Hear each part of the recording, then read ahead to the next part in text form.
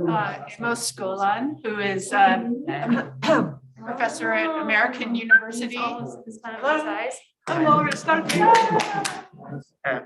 She asked me. George.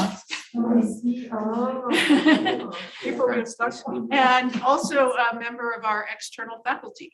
And he's going to talk about rational inference. And yeah, we can take off. Okay, thank you. Thank you. This is, as always, a great pleasure being here. I will talk today about some of my thoughts on rational inference. To be a bit more correct, it's kind of thoughts in progress. So I will start with some kind of an overview, and then I will go to the basic topic. So basically, we all are basically using the information, including the data that we have in order to do inference and design theories, compiles models, and so on. But this information is usually insufficient to get a unique solution. And even more problematic is that this information is incomplete and quite noisy. To complicate it even further, when we think of complex system and complex problems, then the problem even magnified. This means basically that we're dealing with underdetermined problems. We have more than unique solution given the information, including the data that we have. So what are we to do? I can think of three things. One is get more data. Good luck with this. The second one is impose some assumptions and structures that are very costly because most often we cannot really falsify or validate those assumptions. The third approach, and this is the approach I take, and many in science do, is convert the problem into a constraint optimization one, and this will ensure that we have a unique solution. But the solution will determine, will depend on the choices that we make, and I will talk about it. With this background, basically, within this setup, in my talk, I will discuss some ideas of what I mean by rational inference. And when I talk about rational inference, which I will define shortly, I'm talking about the inference itself, not whether the agent or the scientist who's doing the inference is rational or not. I'm talking about, this is a different issue. I will touch on it a little bit in the back. At the end, I'm talking about the inference itself. I would like it to be rational, and I want to define then the concept of rationality as it comes to inference. I will argue that actually information theoretic approach in specific maximum entropy and extension of the maximum entropy principle are basically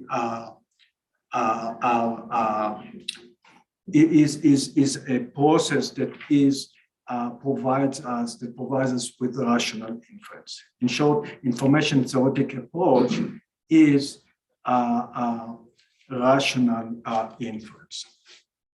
With this in mind, now I want to move into the basic questions and then the definitions, and then argue why I think this is rational inference.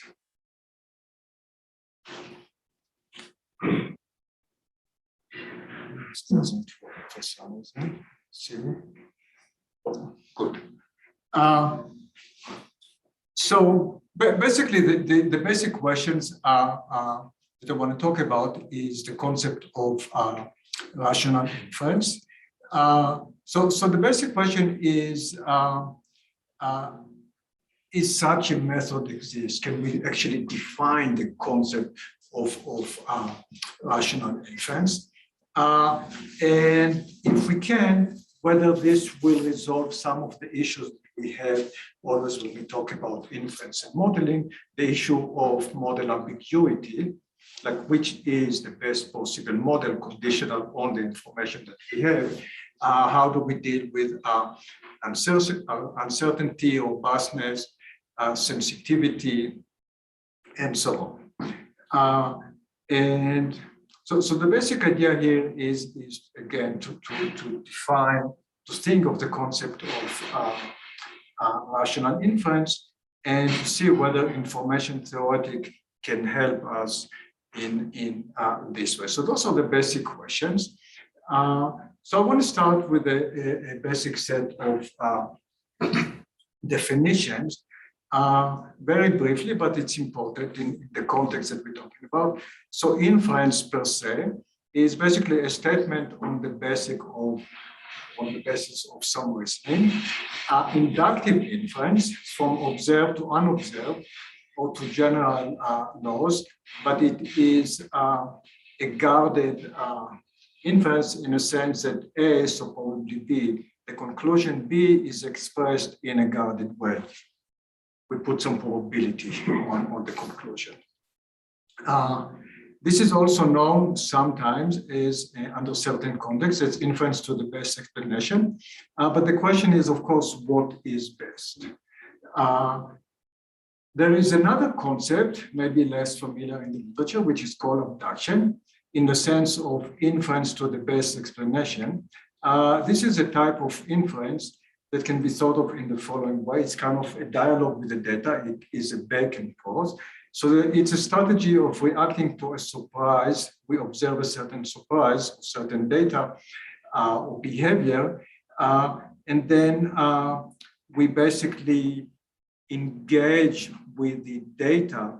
We model it, we go back to the system, say the economic system, behavioral system, try to figure out the theory, the underlying assumptions, we go update, go back. So it's kind of a back and forth with the data. So it's a bit of keeping open-minded about the inference. So it's not just the original data that we have, but rather looking at the original data, thinking outside the box a little bit, go back to the theory, update our thinking, introduce this additional information, go back to the data, and kind of learn from the data. We can think about it as kind of a type of a dialogue with the data, where we kind of update it based on our understanding of the underlying system. So those are just initial set of definition. The forms of inference that we're interested in, at least I'll define. So first is deduction. What is inferred is necessarily true if the premise from which it is inferred is true. So truth of the premise guarantees truth of the conclusion. So this is a necessary inference. There is no probability here. It's not a probabilistic statement. And induction and abduction includes what we talked about, are called actually non-necessary inferences. In both, the conclusions go beyond what is logically contained in the premises. Think about it as more like a probabilistic approach. They both depend on observable information, the data that we have, and usually it involves with a lot of uncertainty and vague information.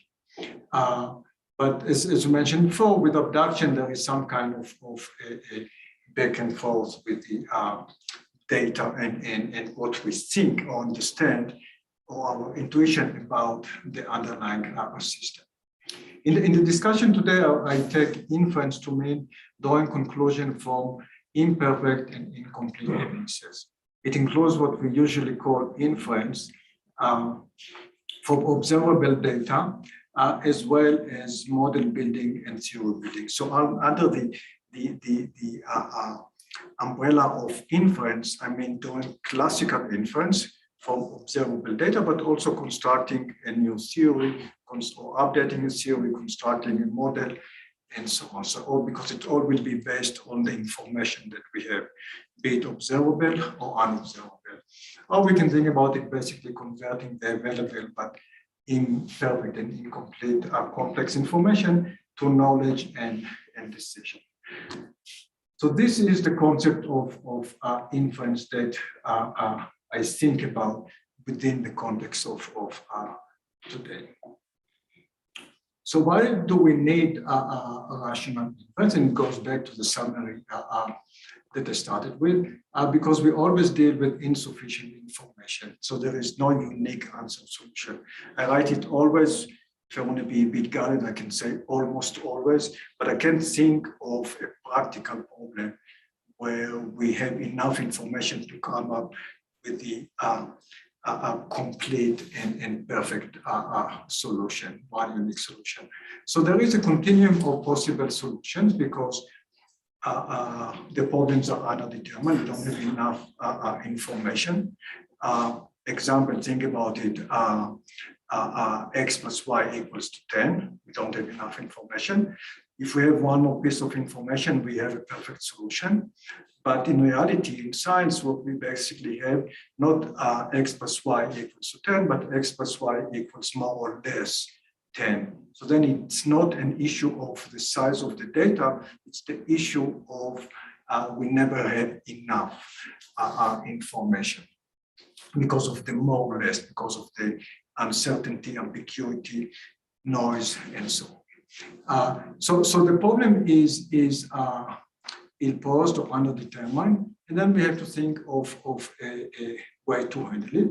So the solution, as I mentioned earlier, I go with the third possibility, converting it into a constraint optimization.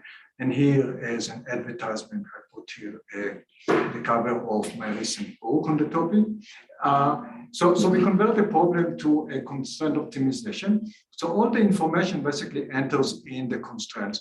And what I mean with all information, it will be the hard, which is the observable data, okay?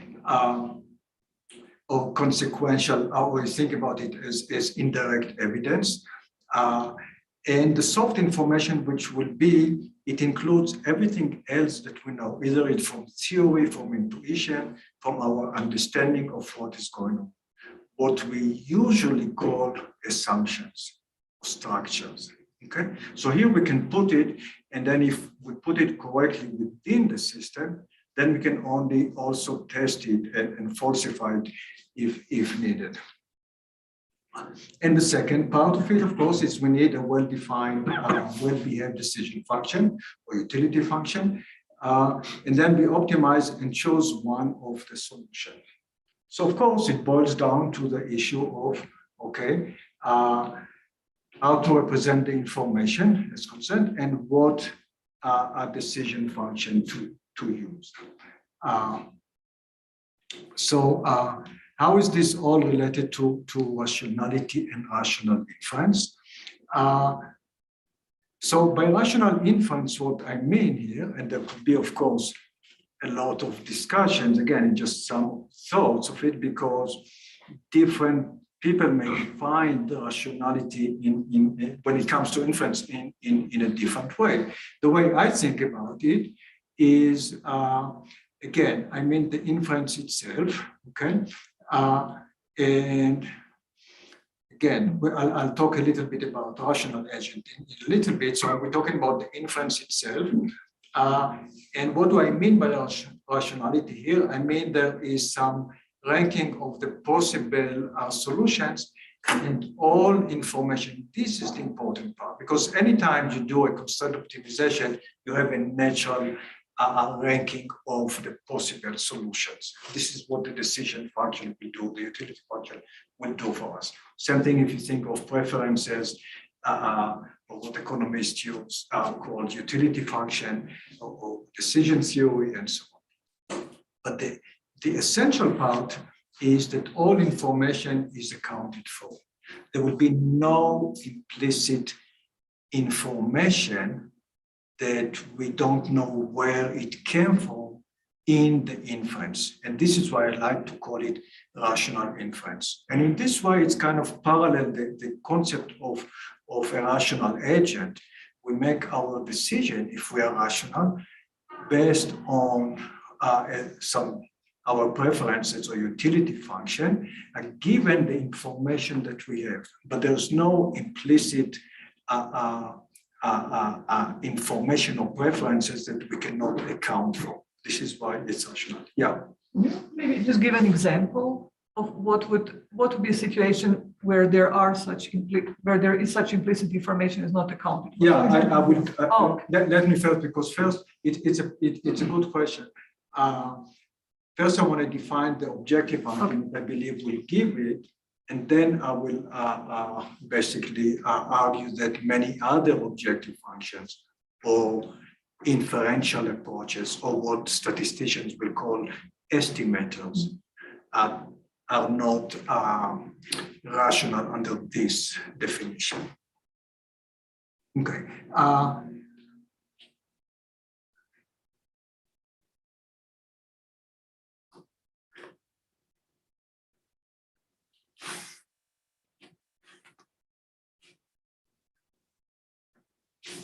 Okay, so sorry, so we have a constant optimization, and then the question is how to define all of the information. So all the information will enter as constraints, and ordering and ranking is based on some decision function, and the reason for this is that because the problem that we deal with are usually underdetermined, then we may have multiple solutions.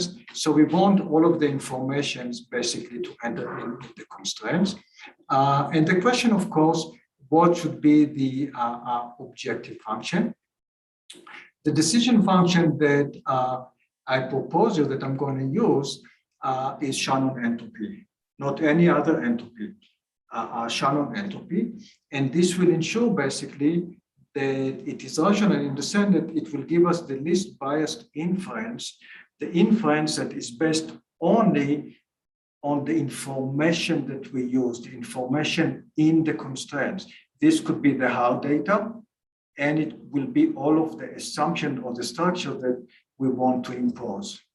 But we can test it also, we can falsify it. But this is it, nothing else. So it's very objective in this. It's independent of whether the modeler or the agent is rational or not. The agent could be irrational, but if the agent put this into the machine, then the inference itself will be rational. Now, so the idea is to use Shannon entropy. Now back to Myrtle's question. Any other objective, any other decision function, by the way, all estimation approaches, I'll show it in a bit, can be put within, all inferences can be put within the framework of constraint optimization. If you think about it, any likelihood can be actually formulated in its dual approach, and then it will be a constraint optimization approach or any estimation. I mean, those of you that work with least square or any other type of inferential approach. Any method, let's say, if you think of, say, inferring a probability distribution, okay, based on some moments of the distribution, what the Shannon entropy will give us, where the moments will be the constraints, the decision function will be Shannon entropy. It will give us the flattest possible probability distribution, the one that is least biased in the sense that out of all the infinitely many possible probability distribution that satisfy those, say, M moments, this would be the flattest. The one that is closest as possible to uniformity, with uniformity here in information theory referred to as the state of maximum uncertainty, because everything is equally likely. Any other objective function, I have some pictures at the end if we get to this, if they're interested, that look at some numerical examples. Any other objective, be it least square, be it any likelihood, or any higher level entropy function or generalized entropy, will give us a probability distribution, in this case, that will be not as flat. Now, the difference, yeah. I have a quick question just to make sure I'm following you. Does it mean that basically the rationality function you have means the more rational means the more discriminative, like the more discrepancies you would have between the different options you're ranking? I may have missed part of it. sorry, Sorry. the decision function you're picking, that means that the criteria you want to satisfy is to have a decision function that is the most discriminative as possible, right? That is like the strongest discrepancy in it. It's not, it's basically what you do here is you're maximizing the missing information. The only information that you're using basically is the information in the constraints. So if you have no constraints, you start with a uniform and then you put the constraints and it takes you further. And if the constraints are informative, it takes you further and further away, but it keeps you as close as you can to uniformity. Any other decision will take you farther away than this solution from uniformity. And the question then is where this additional discrepancy came from. And this is why I call this approach rational, because the other part, it means that the information comes from the decision function, but I can't really know or figure out where it is coming from. It may come from some basic axiom behind a certain decision function or somehow, but it is an information that is not directly accounted for. It may that somebody assume that, say, I'm using a least square, or that I'm using a certain likelihood, or a certain higher entropy, or Sardis entropy, and then there is an additional information that comes from the decision process itself, because the constraints remain exactly the same. So I'm using the same information, but I'm getting a more informed solution. So the question is, where is this additional information, the marginal information coming from? And this is why I like to think about it as Shannon entropy ensures that the inference itself is rational. There is no hidden information.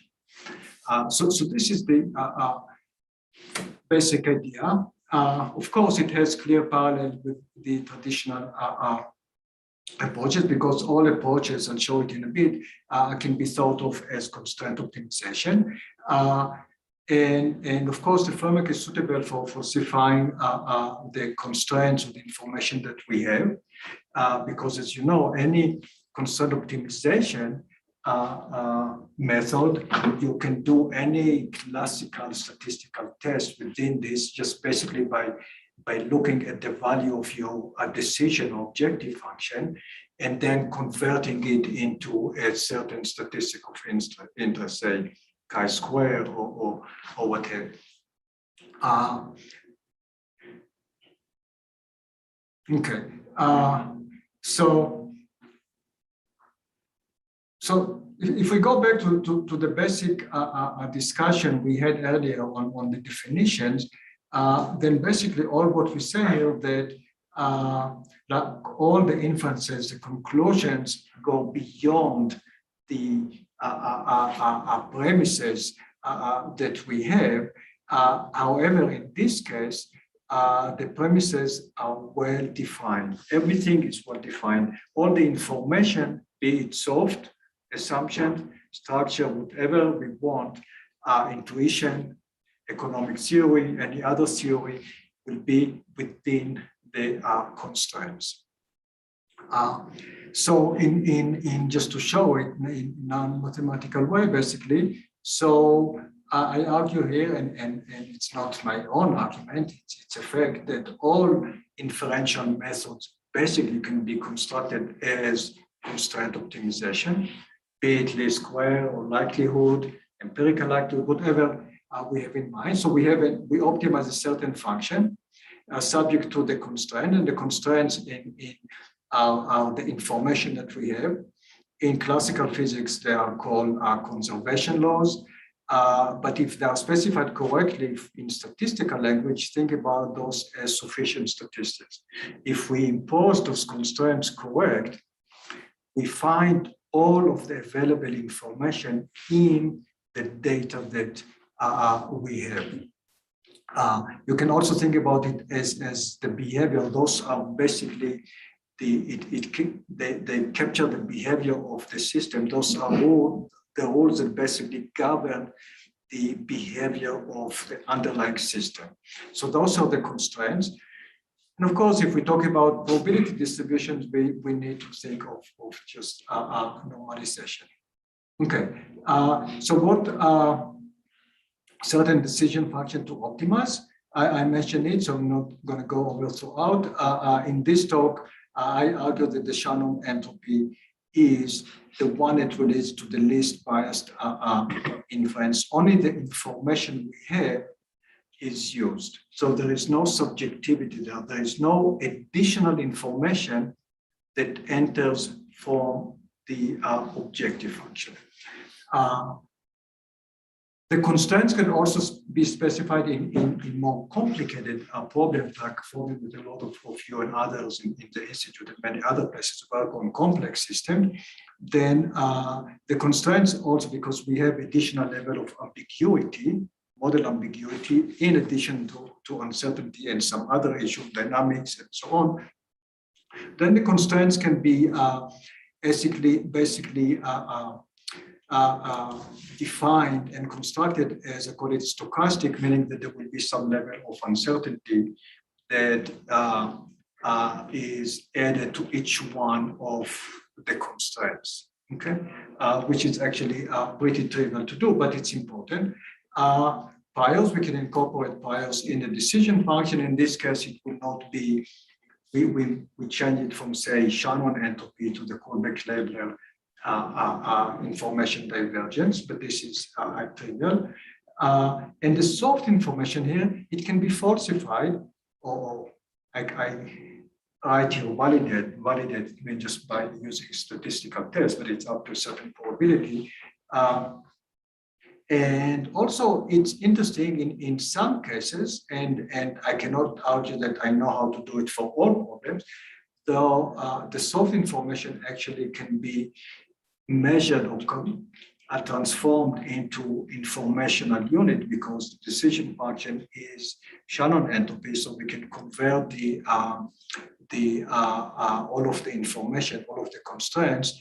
We can measure the relative information relative to all the other constraints. It won't be absolute, but it will be relative. Let's say constraint number 2 out of 5 is the most informative. If you want to think about it mathematically, when you solve the constraint optimization, you're going to use a Lagrangian approach. So the Lagrange multiplier for this constraint will be the largest in magnitude relative to the other. So it tells, and then you can convert this magnitude into bits of information, example. So we can rank this and we can understand our information and relative information in a nice way. Just a note, like I mentioned, and this means that even when the constraints are stochastic and we deal with a very complicated problem, then we can accommodate for model ambiguity, and this will take us to the best possible model. It won't be the optimal model, and it won't be the truth, because when we deal with insufficient information, there is no really truth. We're never really going to get into the perfect theory or the perfect solution. We hope to approach it as we have more and more information. But even if we approached it, we never really can prove. Only thing we can do is falsify. But at least under this approach, we can do all of this. And again, just to make to connect it directly to likelihood, is basically, if you think about it, is what is the classical likelihood? The classical likelihood is basically the constraints we specify together with our choice of decision function. This is the classical likelihood. For example, if the constraints are linear, let's say arithmetic moments, and the decision function is Shannon here, then we will get an exponential likelihood, exponential solution, which means that the likelihood is exponential. If, for example, the constraints are logarithmic and the decision is Shannon, then the solution will be a power law. So the likelihood will be a power law. Yeah. So you've said a lot about the decision function and the constraints, but you haven't said anything about the optimization method. Are there any assumptions that have to go into how the optimization takes place? So you optimize. So you put all of the information as constraint. You choose a decision function, and then you optimize. So let's say a Lagrangian. So you construct the Lagrangian here, and then you solve it with respect to the multipliers, and then you get the optimal solution. So you're assuming that, the decision function has to be Well-behaved. I'm sorry? It has to be a well-behaved decision function. So it has to be continuous and differentiable and,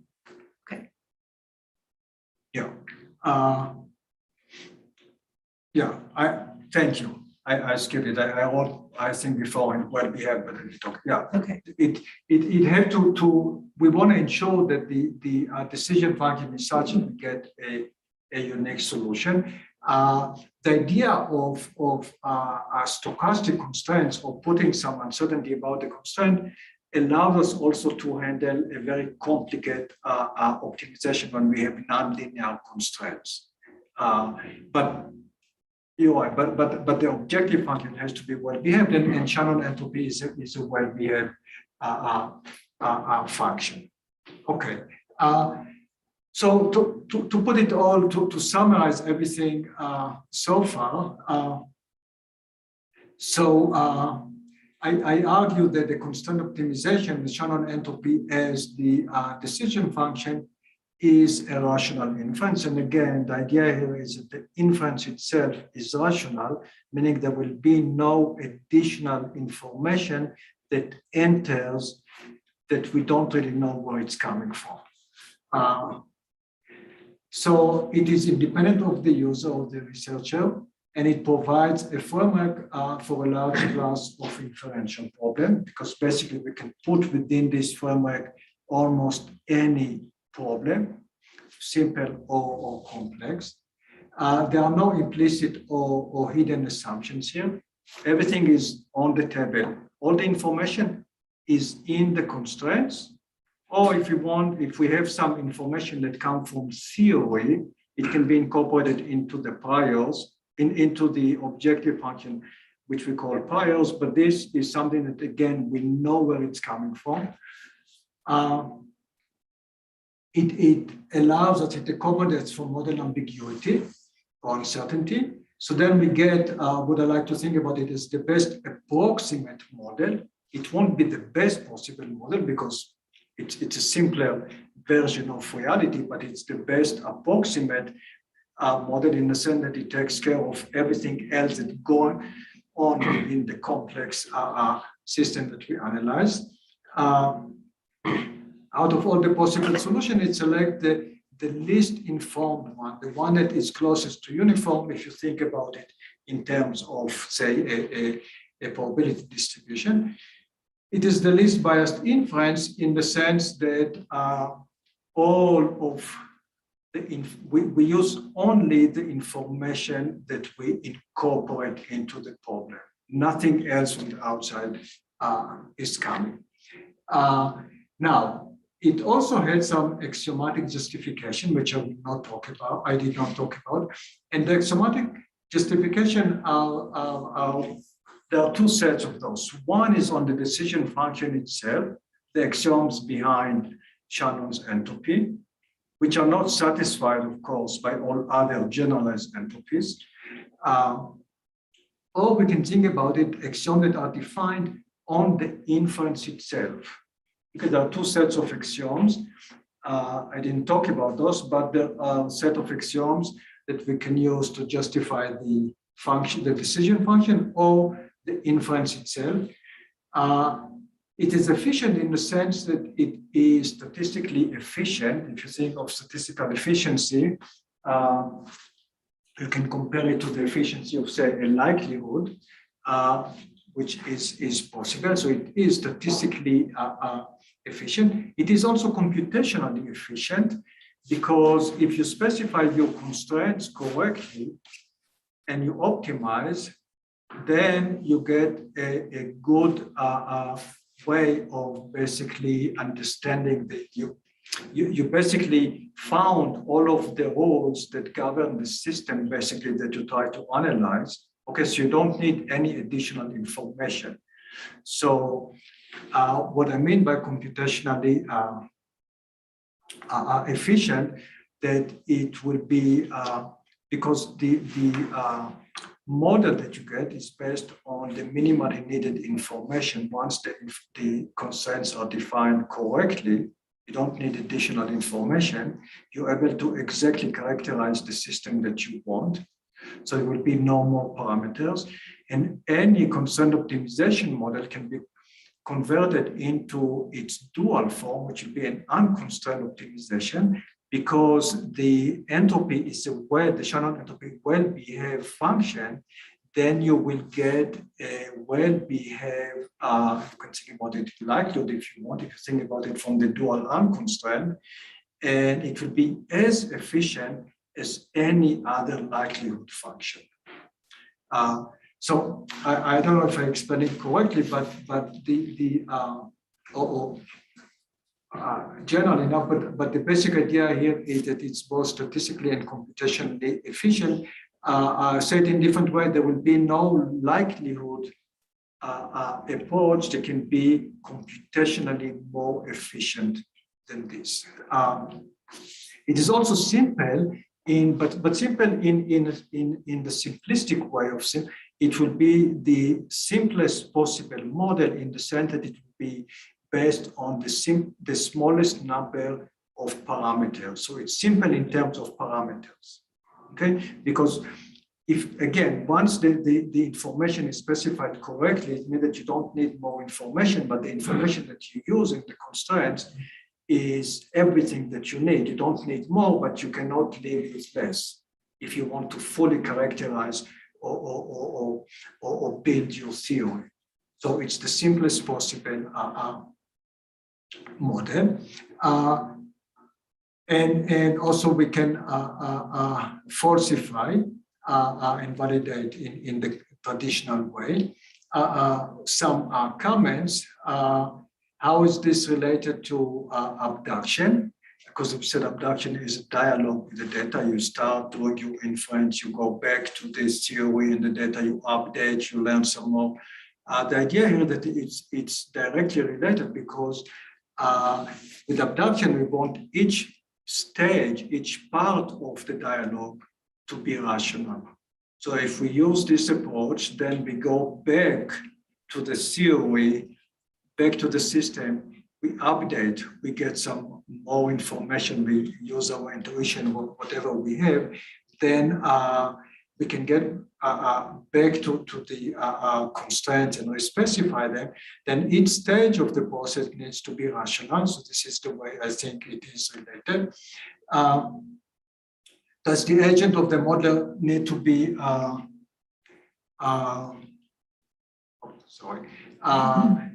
rational? Again, we concern here with rationality of the inference itself, yet of course, it makes sense that the modeler will be rational, but it's not necessary. If we give the modeler that is not rational, this black box, it's for a specific problem, then at least the inference will be rational. But of course, one wants that the agent itself will be rational. But again, whether the agent is rational or not, the issue here is the rationality of the inference itself. And this is just going back to the question that I started with the basic idea that I tried here to answer those questions in a very general and brief way that we started. So this is it, basically. And I have some pictures, if there's interest, that show some examples where the classical maximum entropy, for example, give you the most uninformed, and any other decision function gives you more informed solution. But I'll stop here. If there are questions about this, we can go to the pictures. Thank you. Thanks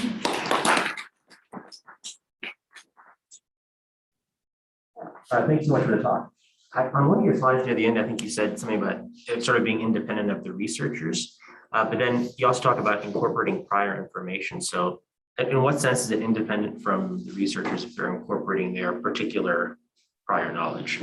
So by prior information, I'm talking about the fundamental definition of a prior, that it comes from outside, that it's not part of the data that you have, it's come from, say, part of the theory. So for example, if you tell me that you model a problem that you know that is, say, a power law, then it gives you some idea of how to construct your information to solve the problem, basically.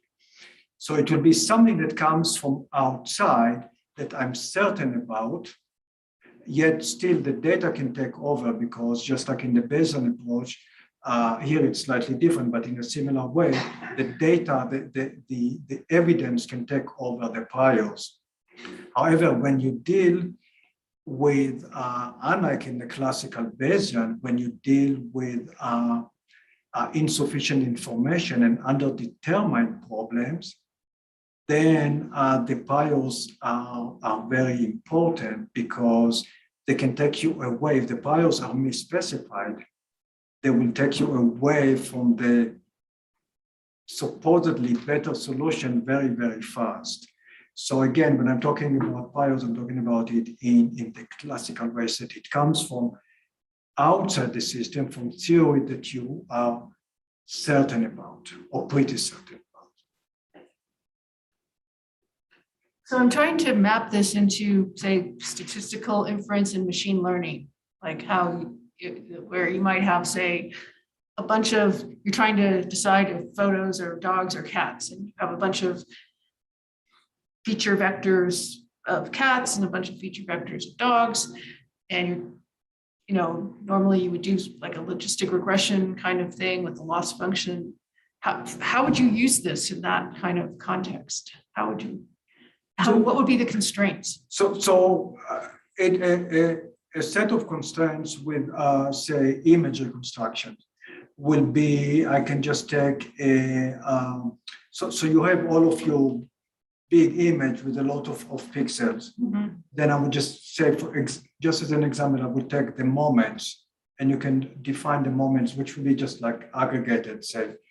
So you can take the moments of, if you want, of each row and each column. So by definition, it's already underdetermined problem. You can also take diagonal moments if you want, whatever information you think you need. And those will be the constraints. Now, in this, and then you also can add additional correlation. For example, so there could be additional set of constraints that, or the way you construct the moments, you allow for, say, first neighbor correlation or exponential decay based on how far the cells are from each You're sort other. of saying, figure out ahead of time what features you think would be relevant, like the moments of the. You can, yeah, you can figure this, or you can just try. For example, experiment that I did on facial recognition or fingerprints. I basically I didn't even use the diagonal moments, and it did pretty good actually, and extremely fast. And I just used, just to see if it works, basically just the horizontal and vertical moments. But of course, if you have more information, then you can incorporate it. Let's say you know that it's a cat or a dog, then you can put this in your priors. But this is just a framework, you're right. I mean, every problem, and I didn't say it down, is specific. This is the basic mechanism of the framework, but each problem is absolutely specific, and the specification of the constraints is it's the basic issue. Yeah. And like any problem, you know, what will be the structural form? Right. What will be the assumption? But here at least we can test it and try to validate it.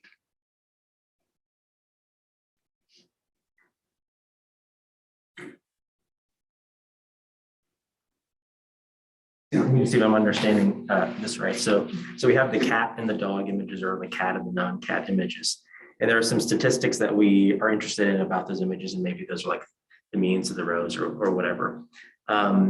Is the idea then that we have we start off with like, assuming there's like a uniform distribution over those statistics, and then ask, okay, what is the are we trying to learn what the distribution for cats looks like, or non-cats looks like, or how should I imagine that? So basically, if you have an image, then think about it as what I was talking about, like image reconstruction. So I have an image, but I can't really see what individual, or if it's really a cat or a dog. Then one way would be to go, it's problem specific, but to go based on the moments of this pixel, and it reduces the dimensionality. So it's very, very efficient. If you think about it, it's extremely efficient, especially once you convert it to its unconstrained optimization. But the most of the information will come from the correlation among the cells. This is where a lot of the information. So you incorporate this correlation within the moments, very much like in the classical way. If you think that your data are autocorrelated, then you add an additional piece of information that the model is autocorrelated, and you allow the model to do it. So you can do it here within the same framework. It's a bit different, but the same idea. So you put all the information that you think is essential, but then of course, you look at it and you fix it accordingly. You're learning from, you start with a set of constraints, you see whether it gives you something that makes sense. If it doesn't, then you update it, but you learn from this because you see that, you know that it's human, but you keep seeing only cats, in your reconstruction. So you know that something is wrong. So then you update it accordingly.